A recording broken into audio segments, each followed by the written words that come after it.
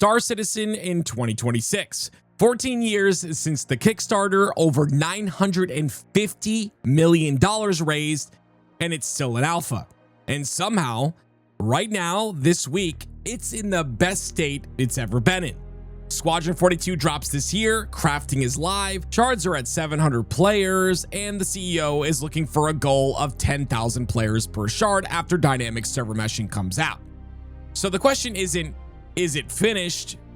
It's the one you actually came here for, which is, should you play Star Citizen in 2026? Let's get into it.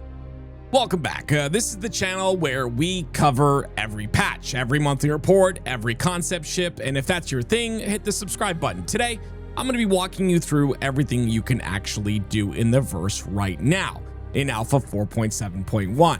I'm going to talk about what 4.8 brings in a few weeks, the crafting future that blew my mind at CitizenCon, the 10K per shard dynamic server meshing expectation, and Squadron 42 finally launching. We're also going to talk about whether or not it's a scam or if the scam crowd has a point. This is a full tour. Make sure you stick around. Let's talk about the current state of the game. 4.7 went live April 8th, and with it, the Miscall B and the Grey Cat UTV. It was a proper crafting tier 0 drop, an inventory rework, light and heavy armor, 4 Nyx social stations, and the beloved breaker stations from Nyx as well. Server meshing, it's holding pretty well, and Pyro, it's been live for a while, Stanton's of course there, and you can jump between star systems like it's nothing. 2 years ago, that was science fiction in the game of Star Citizen, but it's real and it's now. If you follow this game when it first went into Kickstarter or even a few years ago, you wouldn't recognize the game it is now, and I can promise you that. So try and picture it, right? I wake up in New Babbage Microtech, the snow planet, of course, and I don't wake up in some rented hab module like it used to be. It's instead my own personal persistent hangar, the one that stays exactly how I left it session after session. And it's decorated. I'm talking furniture that I place myself, lights, and of course trophies and gears from the missions I've run, and vehicles parked around, of course, because my hangar's too big. It's a little lived-in corner that actually feels like home. This is my space, not to be confused with the one from our younger years, because all of you are old, but it's my space amongst the millions of stars, and I built it with my own 2 hands. And this is just a hangar. I cannot wait to have my own base. And sitting right there in front of me in the same hangar is my ship. It's the ship that I use every single day, and you can see this is a Carrack. I've had this for 4 straight days now, and I've lived out of it. So not only do I have a space in my hangar, but I've also got a space in my ship that I've completely called my own. I walk up the ramp, of course, get into my cockpit, and I, of course, turn the ship on. Now I call ATC for clearance. The hangar roof opens above me, and of course above me is some beautiful sky. This is where things become immersive, right? I lift off, and as I'm lifting off, players around me, and I look back and I see where I just came from. And it's all seamless. That's the incredible part to me. No loading screens whatsoever. Completely seamless from ground to space, and it's incredible. Nothing else on the market does this. Not Elite Dangerous, not No Man's Sky, not Starfield that loads a screen when you walk into your cockpit. This is the thing that hooks people in the first hour and never lets go. All those people that you guys meme about that has spent thousands and thousands on this game, which by the way, you don't need to do, all see this and see the potential of this game. Once you've felt the scale of this game, and once you've looked back at a city after you lifted off from it, you can't unfeel it. Every other game you play feels like nothing compared to this. This game has ruined every game for me, every single one. And that entire sequence that I just talked about, it's not what the game is. That's just one aspect of the game. There is still so much to talk about and so much to do. That is just one part that doesn't escape you. So let's go into the things that you can do in the game. Let's talk about ship combat because it's generally going in a great direction. Multi-crew ships are getting a bit of love and becoming a force to be reckoned with the new armor system and radar rework, but the amount of skill that's involved in ship combat, if that's your thing, is insane. That skill ceiling, as a player that comes from competitive Halo and competed at one time in Halo and commentated as well in the most recent Halo, the skill ceiling in ship combat is something I've never seen before. Some of the greatest pilots in this game are so talented that you could put them against 3 different players at the same time and they would destroy them all. It's insane when you put the hours into this game how it's really showcased in ship combat. That being said, some of the changes that were made recently, like I talked about with armor and radar, aren't really going ahead very smoothly with the PvP community. But again, it's a game in development and I'm sure things will change and CIG will cook where they need to. Bounty hunting is of course really fun as well. If a player commits a crime, you can search for their bounty, and if you kill them, you get a big load of credits in the bank. But of course, this is one of those things that's really fun in its state. You can find fun in its current state, but something that should be getting a rehaul at some point. We honestly haven't heard anything about Bounty Hunting V2, but it's something I'm really looking forward to. Regardless, that's just the PvP bounties. There are PvE bounties as well, and it's a lot of ways that players make their current money. In fact, a lot of the blueprints that you need to get for the current crafting system are through some of these PvE bounty hunting missions. And then you have, of course, cargo and hauling. This is for the space trucker players in the verse, and it's a completely different game now. With the hull being 4.7.1, the mid-tier haulers actually have their dream ship, and they're really enjoying it. Every box is physicalized. You can hand load a cutter with a tractor beam, or you can have a hull C loaded automatically if it works at the time. But regardless, it's a lot of fun. And honestly, when you get to those very high risk missions where you take maybe some drugs from Pyro in game, of course, from Pyro to Stanton, it gets a little bit scary. And I think that when the blood gets pumping, that's when people have the most fun. Mining is where things have really changed. It's a full profession, but a lot of it is scanning at the moment. The cool thing is with mining is that every material has a quality from 0 to 1000. And the higher quality you get, the better items you can craft. And I think that little bit of a slot machine has got a lot of players hooked to the game. And of course, mining being one of those hands-on professions that require a bit more of your attention, and it's important to pay attention when mining, whereas when it comes to the next one, which is salvaging, you don't have to pay attention at all. Salvaging hasn't really received too much love as of yet. There is 3 different salvage materials that you can get, but I think the salvage refining in the future is where that game loop is going to be a lot more fun. Salvagers are going to be able to be the only ones that can scrape alien ship materials off of alien ships to use it to craft alien type weapons. So that's going to be really fun, and I would assume alien ships as well in the future. But let me know if you're excited for the salvage rework in the comment section below. The next one is crafting, but I want to go into that in depth, so we'll take a little bit of a break on that, and I'll talk about that in just a moment and the future of it as well. But let's hop over to ASD facilities. This is something really cool that when I get a new player involved, I try to take them to the ASD facilities. This is some of the most immersive gameplay that Star Citizen has to offer. And on top of that, with the new blueprints that are there, with that very rare ASD outfit that you can craft now, it's a big hub for a lot of players to farm. And honestly, the whole storyline with Dr. Jord is amazing as well. In 4.7, QV breaker stations were actually added, which is a dungeon quote-unquote type content that CIG have added in. I'm going to be honest, again, they have gotten better and better at so many of their features in this game. Not only the ship design has gotten better, but also these type of event / dungeon designs have gotten better as well. They have mixed PvP with that PvE flavor on top of it, where you can have exclusive or shared missions, and I think that's a really good balance, and they struck it well with the QV breaker stations. Moving on now, we got to get to one of the important things that you can do in the game of Star Citizen, and that's roleplay. I know a lot of you might not be into this, but roleplay is probably one of my favorite things in any video game, and I haven't done it really since Ultima Online, but I think Star Citizen has a better roleplay foundation than GTA does. Come at me, but think about it. In GTA RP, you're a character in a city. In Star Citizen, you're a character in a universe. In every spaceship, in every city, and every space station is a place that you can relax or you can do your RP. There is just so much to do. There's even a ship that is a yacht that you can have parties on. I mean, there is so much potential here, but I think the lack of VoIP really takes away from that.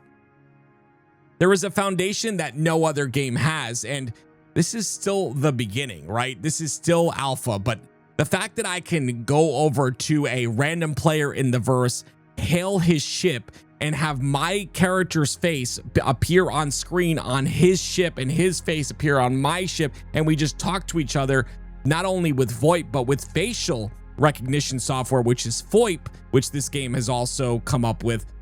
I don't know, like, obviously none of that works right now, and I'm very aware of that. But obviously in the future, I would assume it will work, or at least I hope. Let me just cope for a minute here. So I'm very excited for what the future of RP in this game is going to be, or even just the future of content in general as a streamer. By the way, if you want to catch the streams, I stream every single day at 5 p.m. Eastern here on YouTube and on Twitch as well. So let's go into the next layer, right? It's the exploration and social layer. Genesis is coming this year, and if you don't know what Genesis is, it's the Planet Tech rework that's gonna fundamentally change how every planet in the game looks, feels, and plays. More biome variety, more points of interest, more reasons to actually land somewhere, and maybe even use those ground vehicles. The present is already the best game it's ever been, in my opinion, but the future is genuinely hard to overstate. And that's the pitch, right? No loading screens, real professions, emergent stories, and a roleplay foundation that eats GTA's lunch, and a development trajectory that's finally, and I say finally, hitting its stride. A quick personal plug because this matters. Star Citizen is a multiplayer game, and it's 10 times better with the crew. I run an org called Believe Nation. We're active, chill, we run halls, breaker stations, bounties, and just hang out in the verse. If you're watching this thinking, I'd play, but I don't have anyone to play with, come join the Discord, link in the description below. Soloing is fine, but having a group to play with, especially coming into tactical strike groups in 4.8, is going to be important. And when 1.0 comes, we want to be ready to build bases and take over. We just have 2 rules: no drama and have fun. We're an older group of gentlemen and a few ladies, and if that sounds good to you, come on over. You'll find the application directly in the Discord under the org application channel. So let's talk about crafting, right? Tier 0 is now, but the full vision is later. The crafting is the headline I really want to hammer on. What's in 4.7 is Tier 0. You all understand that, but maybe you're new and you don't.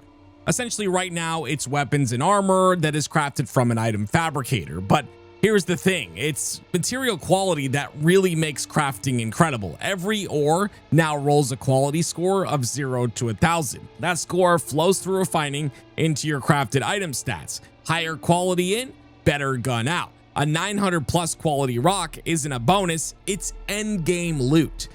Now stack the tier system on top. A lot of people aren't talking about the tier system, but most items go from tier 1 to tier 3. Vehicles and ships go all the way to tier 5. The tier controls your stat ceiling. Higher tiers unlock wider stat ranges, require research, and demand more complex blueprints. Quality determines where in that range you land.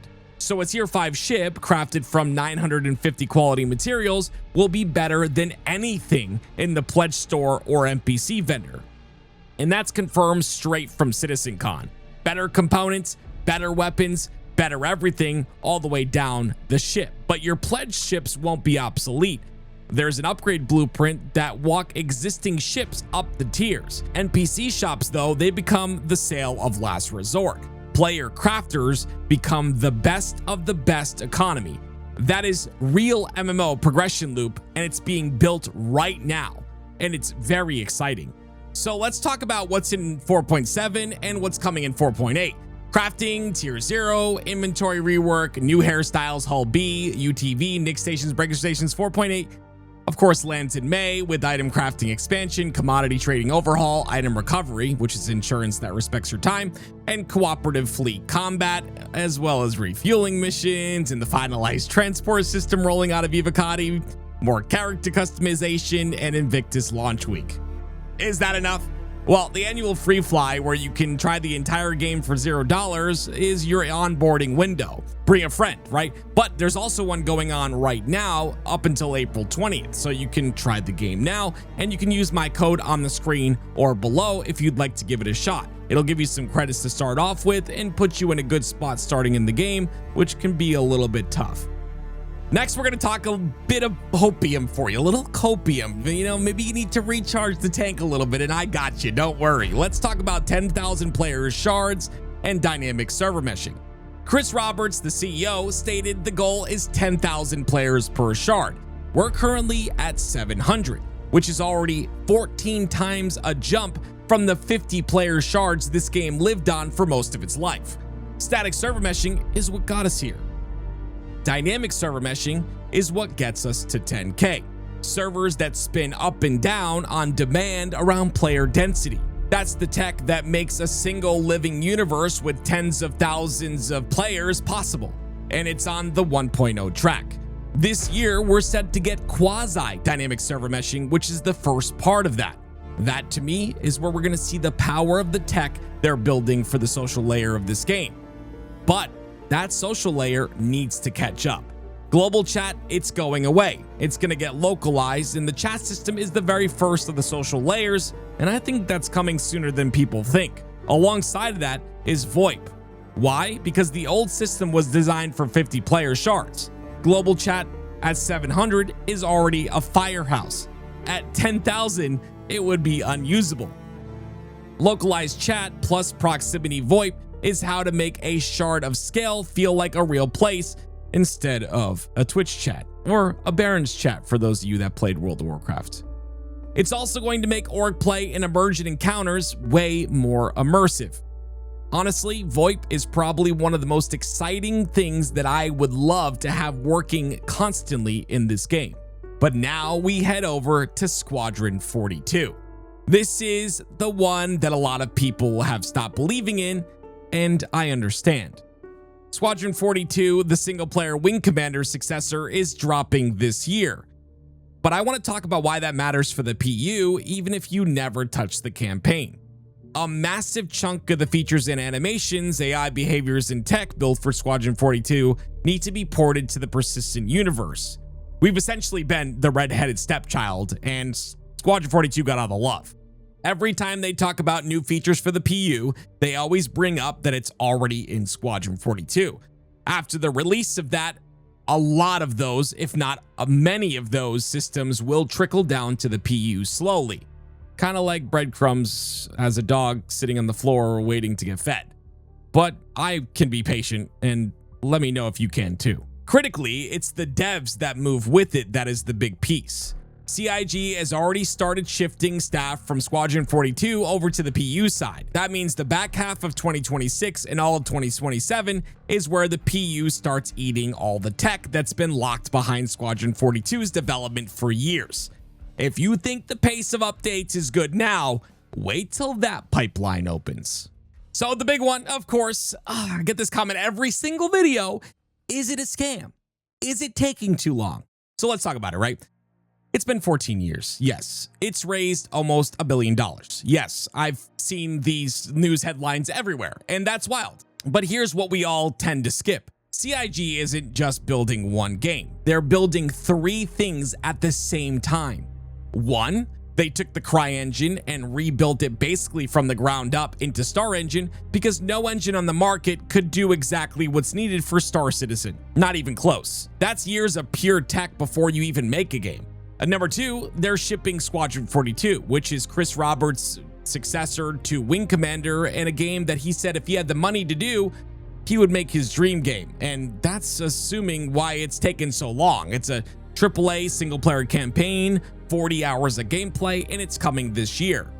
And then 3, they're building the persistent universe, live, in public, while hundreds of thousands of players are playing it and breaking it every weekend. And they're essentially patching a plane mid-flight. That's what PU development is. You can fairly criticize the timeline. You cannot fairly call it a scam. The tech is real, the ships fly, the money is visible on the screen. So let me answer that question that this entire video is about. Should you play? Well, here's my honest take. Seriously, do you want a finished, polished, bug-free experience? If that's you, just wait for 1.0. In fact, some of you that play this game every single day and just decide to be negative about it should probably take a break to 1.0. I'm talking about the people that are genuinely like talking bad about the devs and telling them they should be fired. You guys should take a break to 1.0. Criticisms are fine, but at the end of the day, if you want the most ambitious space sim ever built in the best state it's ever been, with a real multi-crew loop, crafting with actual depth, Squadron 42 dropping this year, dynamic server meshing on the horizon, and you can try it for $0, well, 2026 might be the year that you jump in. Jump in now if you're watching this video at the moment, up until April 20th, or jump in May during Invictus, and you can play the game for free. Also, don't forget to join the org as well, so you have people to play with and teach you the game. It'll be worth it. That's the 2026 State of the Verse. Like, subscribe, Discord's in the description if you'd like to apply for the org, and drop a comment. Are you playing, waiting, or lurking? 07s, God bless, and I will see you in the next video.